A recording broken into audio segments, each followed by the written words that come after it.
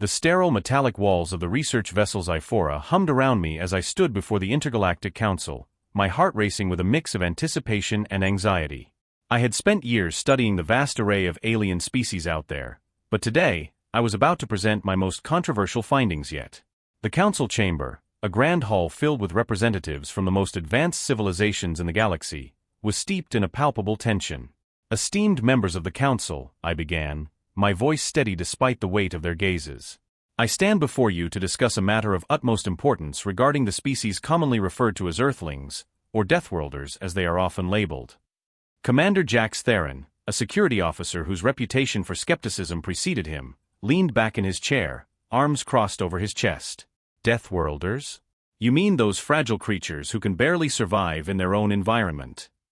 His tone dripped with condescension, and I could feel the eyes of the council darting between us, curious about my response. "I assure you, Commander, Earthlings possess untapped potential that we have yet to fully comprehend," I replied, taking a deep breath to steady myself. "Their ability to adapt to extreme conditions, combined with their unpredictability, poses a significant threat to our understanding of interspecies dynamics. We must study them." A ripple of murmurs spread through the chamber, and I could see glimmers of interest sparking among some of the council members. Yet, Jax remained unconvinced. "What evidence do you have that suggests these humans are anything more than a nuisance? They're mere animals compared to our civilizations." "Animals?" I echoed, feeling my frustration bubble to the surface. "They have survived multiple extinction events, developed advanced technology, and even managed to explore the cosmos. What they lack in physical strength, they make up for with intellect and resilience. If we ignore their potential, we risk underestimating a species that may one day challenge our very existence." Jax's brow furrowed, and I could tell I had piqued his interest, albeit slightly. The council members continued their deliberations, and after what felt like an eternity, a representative turned to me. "Dr. Voss, your proposal to conduct a detailed study of this species has been approved. A team will be dispatched to Earth to collect DNA samples and conduct tests." As the council session concluded, I felt a wave of relief wash over me. Yet, I knew the real challenge lay ahead. The Sci-Fi was preparing for its journey to Earth, and I was tasked with leading the team. As we gathered in the lab, excitement buzzed in the air, but so did an underlying current of tension. "Prepare for the extraction protocol," I instructed, reviewing the mission specifications on the holographic display. "We need to gather as much data as possible about their biology. This could redefine our understanding of life across the galaxy." Just as we were about to finalize our preparations, a sudden surge of energy rippled through the ship. Alarms blared, and the lights flickered ominously. "What's happening?" one of my colleagues shouted, panic creeping into his voice. "I don't know," I replied, gripping the edge of the console. "It seems like a massive energy fluctuation." Jax, who had been observing from the back, stepped forward, his expression shifting from skepticism to concern. "Could it be a defense mechanism from the planet? Earth isn't known for its stability." "Perhaps," I said, a sense of foreboding settling over me.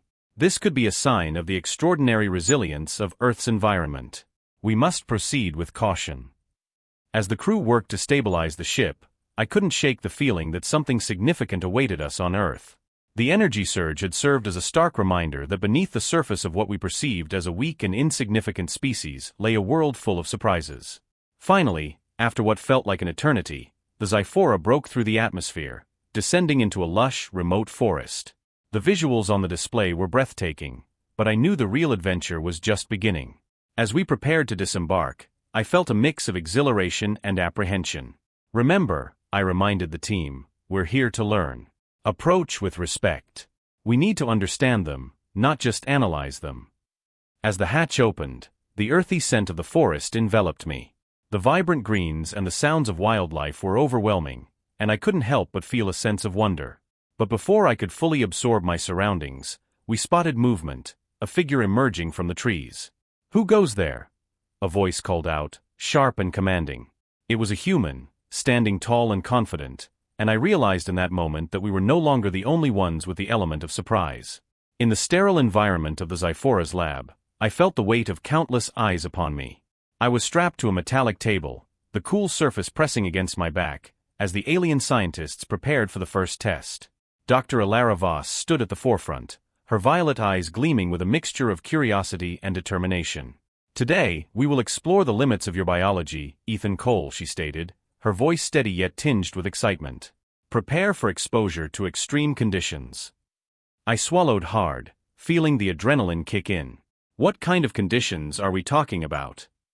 I asked, trying to keep my voice steady despite the creeping anxiety.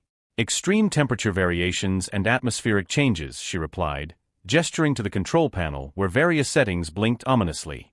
"We need to understand how you withstand environmental stressors. The data we gather could change everything we know about your species." I took a deep breath, steeling myself as the first wave of cold washed over me. It felt like ice was seeping into my bones, and I could see the scientists' instruments whirring to life, their screens displaying my vitals. "You won't break me," I muttered under my breath, my determination surging. As the cold intensified, I focused on my breathing, summoning every survival instinct I had honed during my years outdoors.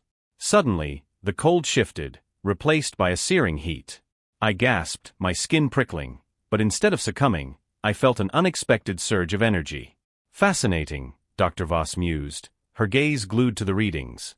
"His heart rate is increasing, yet he remains stable. This human might possess resilience beyond our projections." Moments later, she turned to Commander Jax Theron, who had been observing from the shadows, arms crossed over his chest. "What do you think, Commander? Are you still convinced humans are weak?" Jax uncrossed his arms, his brow furrowing in contemplation. "I'll admit, this is unexpected. But we need to see more than just survival to understand their potential." As the tests continued, it became apparent that I was thriving under the extreme conditions. I could feel my muscles tightening, my reflexes sharpening. The scientists' astonishment grew palpable, and I couldn't help but feel a surge of pride. "Is that all you've got?" I challenged, a smirk spreading across my face. Ilara chuckled, the sound surprisingly warm. "We have only just begun, Ethan. You may be stronger than we anticipated."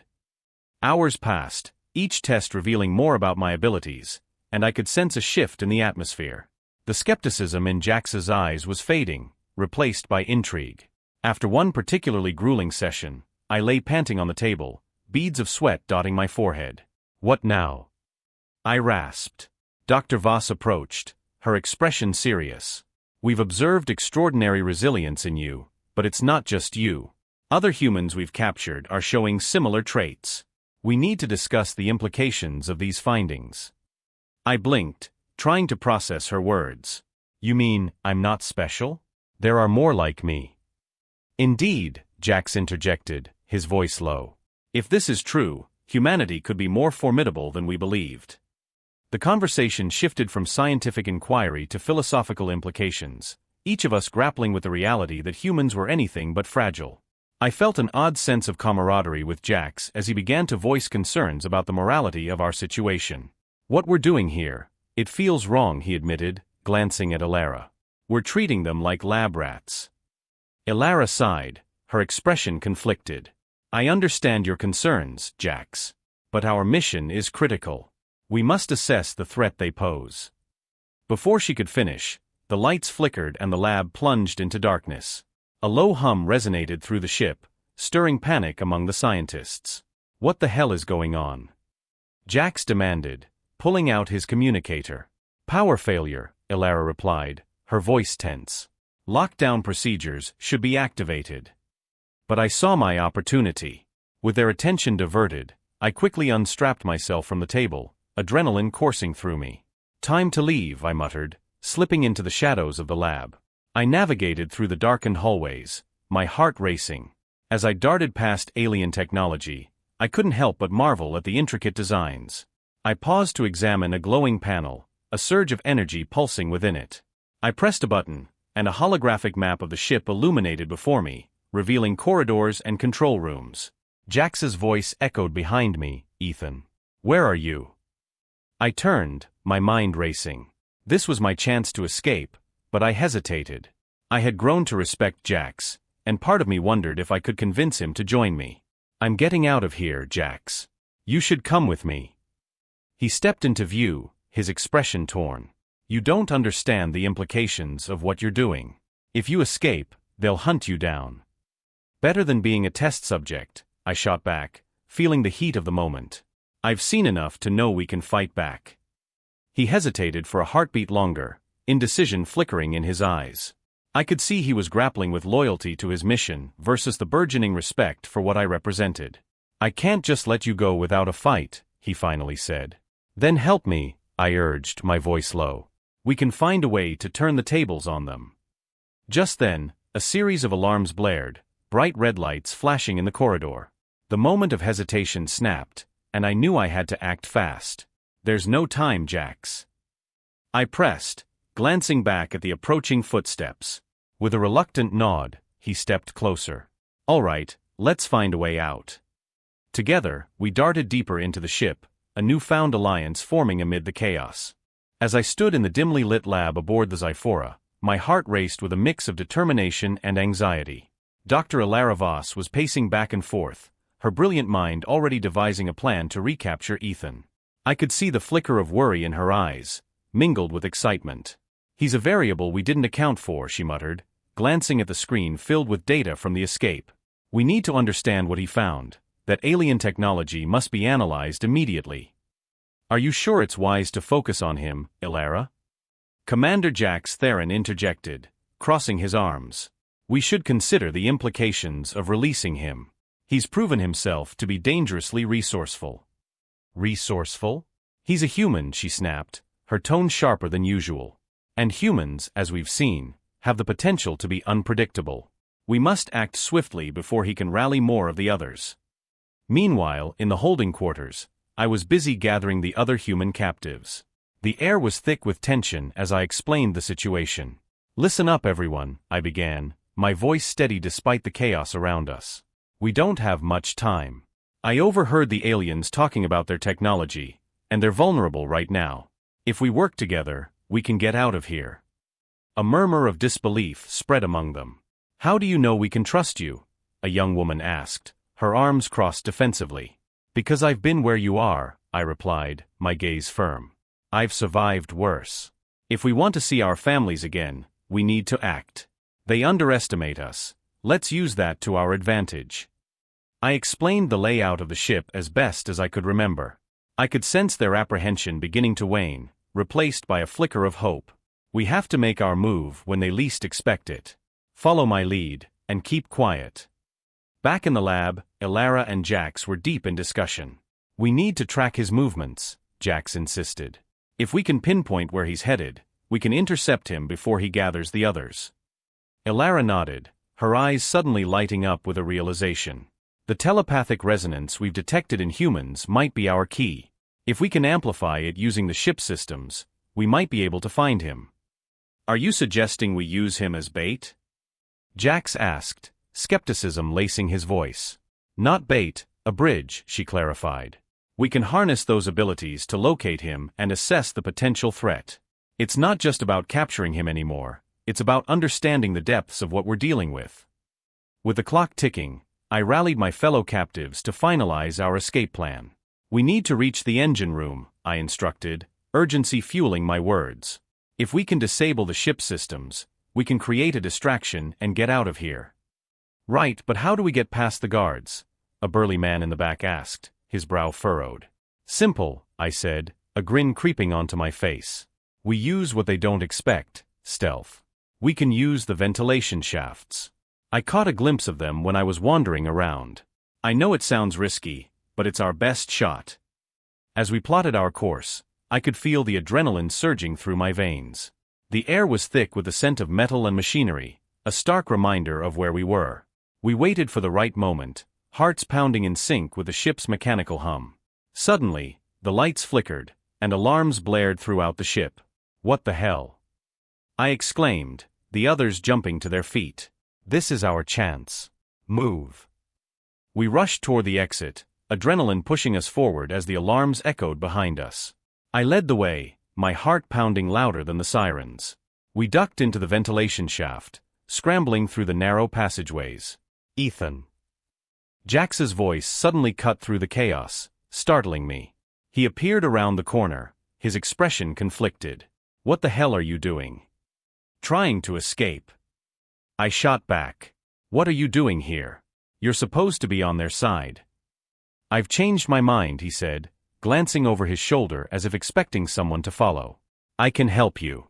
I know the layout. I can guide you through the ship. The tension was palpable as I weighed his offer. You're serious? Absolutely. But we need to move now. Ilara's not far behind. Let's go then, I replied, steeling myself for whatever lay ahead. With Jax leading the way, we moved through the dimly lit corridors, the alarms blaring louder with each step. As we reached the engineering bay, the reality of our situation hit me. We were on the brink of something monumental, not just an escape, but a rebellion. The stakes were higher than ever, and the true test of our resilience was about to begin. As I stepped into the control room, a surge of adrenaline coursed through my veins. Ethan, flanked by his fellow captives, was already at the console, fingers flying over the alien interface. The hum of the ship's systems pulsed in the background, a reminder of our precarious situation. I couldn't shake the feeling that we were on the precipice of something monumental. Can you get the navigation systems online? I asked, my voice steady despite the chaos swirling in my mind. Ethan looked up, determination etched across his features. We have to bypass the security protocols first. They're locked tighter than a death grip. He gestured to the complex array of buttons and screens. But I think I can manage it. His confidence was infectious. I glanced around the room at the other humans, their expressions a mix of fear and hope. It was a stark contrast to the sterile, cold demeanor of my fellow scientists. I had always viewed humans as fragile, but now, witnessing their resourcefulness, I felt my perception wavering. Jax, what do we do if they come for us? One of the captives asked, her voice trembling slightly. We keep our heads, and we stick together, Jax replied, his tone firm. We've come too far to back down now. As Ethan worked furiously at the console, I felt a pang of guilt.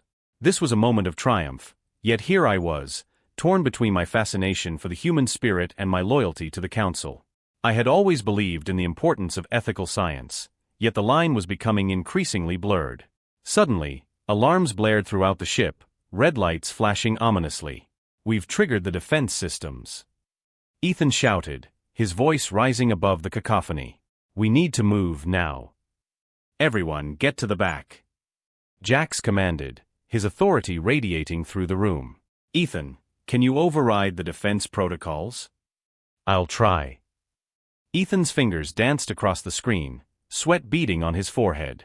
The pressure was palpable. If he failed, we would be exposed to whatever wrath the ship systems could unleash. Hold on. Jax shouted as he lunged forward, slamming his fist against the control panel, momentarily distracting the automated defenses. You can do this, Ethan. I could see the determination in Ethan's eyes, the focus that had driven him thus far. Just a little longer, he grunted, his voice strained. The ship shook violently as the defense systems retaliated, but he pressed on. In that moment, I realized the truth. The humans were not the fragile beings I had once thought. They were resilient, capable of extraordinary feats under pressure. I felt a shift within myself, a recognition that I had underestimated them, and it was a humbling experience. With a final keystroke, Ethan's face lit up with triumph. Got it. The systems are down. Before I could process the victory, Jax turned to me, urgency in his voice. We need to sabotage the security protocols before they lock us out again. Right, I said, my mind racing. There's a manual override in the engineering bay. If we can get there, I can access the mainframe and disable the locks. Let's move. Jax yelled, motioning for the others to follow. As we rushed out of the control room, I caught a glimpse of Ethan's face. He was fired up, his spirit unyielding. We navigated the ship's corridors, a maze of unfamiliar technology and stark metal. I could hear the alarms still blaring, the ship systems in a frenzy. It felt like we were in a race against time, with every second counting against us. Jax, do you think they'll come after us? One of the captives asked, her voice trembling. They'll try, Jax replied, his jaw set with determination. But we have the element of surprise. They've underestimated us, and that's their mistake. I nodded, feeling a newfound resolve. The stakes had never been higher, and I was committed to seeing this through. If we could turn the tide, if we could prove that humanity had more to offer than the Council or I had ever realized, it would change everything. As we reached the engineering bay, I felt a rush of hope. We were on the brink of gaining control of the ship, a vessel that could carry us back to Earth, or if we played our cards right, launch us into the unknown. We were no longer just captives. We were a force to be reckoned with. "Here we go," I whispered, taking a deep breath as I prepared to access the mainframe. The weight of my choices loomed heavily on my shoulders, but I knew I had to act. The future of both our species rested in our hands. The ship hummed with an unfamiliar energy, a mix of adrenaline and uncertainty swirling within me as I stood at the control panel, flanked by Jax. We had commandeered the Zyphora, yet I could still feel the weight of Alara's presence behind us, an impending storm of conflict and possibility. "Ethan," Jax said, his voice steady but low, "we need to focus. If we're going to get back to Earth, we can't afford any distractions." His eyes were sharp, scanning the readouts on the console as if he could will them to provide a clearer path home. "I know," I replied, glancing over my shoulder at Alara. "But we can't just ignore her. She's been studying us, and she knows things we don't. We might need her help." Alara stepped forward, her features a mixture of determination and vulnerability. "You're right, Ethan. I have seen human resilience firsthand. I propose a truce. Let's explore your capabilities together. This isn't just about survival anymore, it's about understanding." Jax's brow furrowed, skepticism evident in his posture. "And why should we trust you? You were ready to run tests on us like we were lab rats." Alara nodded, acknowledging his point. "I was wrong. The data I initially sought to collect is not just numbers and charts. It represents potential, and I have come to realize that humanity is far more complex than I ever anticipated. You're not fragile, you're extraordinary." Silence hung in the air, thick with tension. I could see the flicker of doubt in Jax's eyes, but there was also a spark of curiosity. "What's the catch?" he asked, his voice laced with caution. "No catch," Alara replied swiftly. "If we work together, we can uncover the truth about your abilities. The Council needs to understand what you truly are. But first, we need to get out of here." Just then, the ship's alarms blared, a piercing wail that shattered the fragile moment of camaraderie we had begun to forge. I rushed to the control panel, my fingers flying over the buttons. "What's happening?" I shouted, panic creeping into my voice. Jax cursed under his breath as he checked the readings. "It's a distress signal from the Council. They're sending a fleet to reclaim the Zyphora and eliminate what they perceive as a threat." "Great," I muttered, my heart racing. "We need to prepare for a fight. If they think we're a threat, they won't hesitate to attack." Alara's eyes widened with realization. "We cannot allow this to happen. If they come here, they will not only target you but will also see me as a traitor." "Then we need a plan," Jax declared, a newfound determination in his voice. "Ethan, what can you do? We need to harness whatever abilities you have." I took a deep breath, feeling the weight of his expectation. I've been able to tap into something when I'm pushed to my limits. I think it's more than just physical strength. It's like I can sense things around me, feel the energy. But I need focus. Alara's expression shifted to one of intrigue. "If we can channel that energy, perhaps we can create a defense. I've seen human potential under duress. It might be enough." As I nodded, the ship rocked violently, and the lights flickered. "They're here," Jax warned, gripping the edge of the console. "We need to act now." "Let's harness your abilities," Alara said, her voice steady. "Focus on the control systems. If we can create a diversion, we might be able to buy some time." With adrenaline coursing through my veins, I closed my eyes and reached deep within myself. I could feel the energy of the ship, the pulse of the technology around me. It was as if I could see the flow of power, and I concentrated, channeling everything I had into the controls. "Now!" Jax yelled, and I directed the energy toward the ship's defense systems. The lights flickered again, and an electrical hum filled the air as the Zyphora responded to my will. Alara's voice cut through the chaos. "We're not just fighting for survival anymore. We're fighting for our existence." Just as I felt the surge of power, an explosion rocked the ship. Alarms blared louder, and I stumbled, gripping the console for balance. "They're firing on us. We need to move." "Ethan!" Jax shouted. "Focus. We can't let them take us back. We're not just humans, we're Deathworlders. Remember that." In that moment of chaos, I felt a sudden clarity. I opened my eyes, my heart pounding with resolve. Let's show them what we're made of. Together, we stood on the precipice of battle, united against an enemy that had underestimated us for far too long. The tension aboard the Xiphora was palpable as we prepared for the confrontation with the incoming fleet. I stood with Jax and Ethan in the control room, the hum of the ship's systems surrounding us like a battle drum. Elara was at the console, her fingers flying over the alien technology as she devised a plan. The flickering screens cast shadows on her determined face, illuminating her resolve. "Ethan, you need to focus on your telepathic abilities," she instructed, her voice steady despite the imminent danger. "We believe they can amplify the ship's systems to disable their weapons. You've shown an incredible capacity for this. It's time to harness it." I exchanged a glance with Jax, whose expression was a mix of skepticism and hope.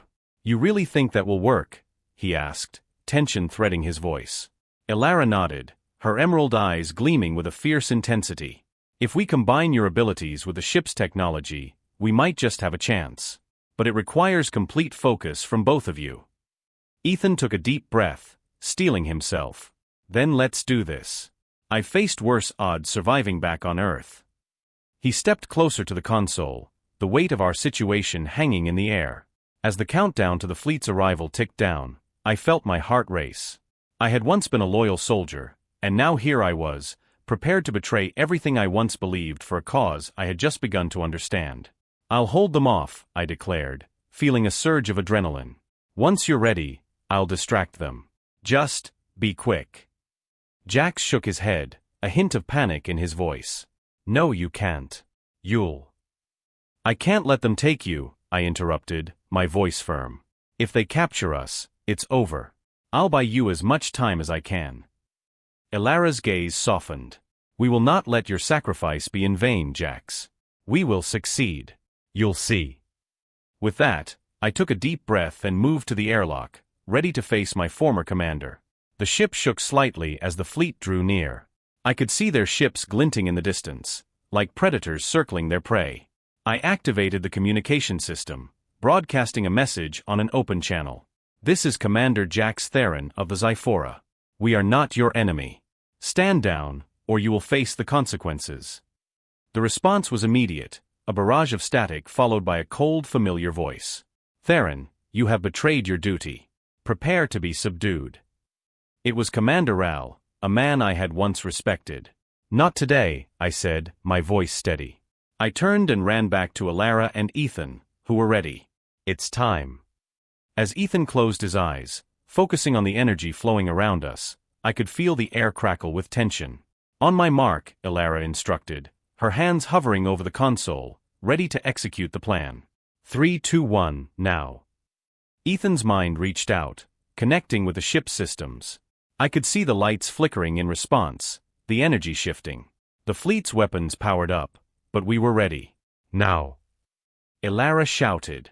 The ship surged forward, and in a blinding flash, a wave of energy emanated from us, rippling through the void. The enemy ships staggered, their systems failing as our combined force overwhelmed them. I felt a rush of exhilaration and fear, knowing we had bought ourselves a precious moment. "Hold them!" I yelled, racing back to the airlock, ready to engage if necessary. Elara turned to me, her expression fierce. "We need to confront the Council now. They must see what we've achieved here today." With the fleet disabled, we made our way to the Council chamber. It felt surreal, stepping into a space that had once felt so distant. I could hear the murmurs of the Council members as they deliberated, their expressions a mix of confusion and anger at the reports flooding in. Elara stood tall before them, her voice steady. "Honorable members of the Council, I stand before you to reveal the truth about humanity.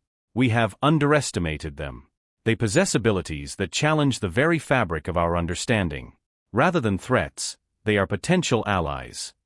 The Council leader, a calculating figure with sharp features, scoffed. "You've been deceived, Elara. They are a fragile species, incapable of true strength." "No," Ethan interjected, stepping forward, his voice steady. "You're the one who's been deceived. Our resilience is unmatched. We are not just survivors, we are warriors." As the chamber erupted in chaos, Elara turned to confront the Council leader directly. You've manipulated events to eliminate potential threats, including humans. This ends now."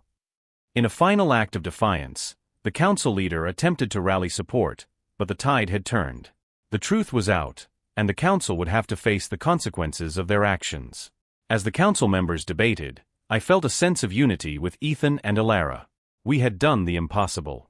We had changed the course of our destinies, and in that moment, I knew we would continue to fight for a future where all species could coexist.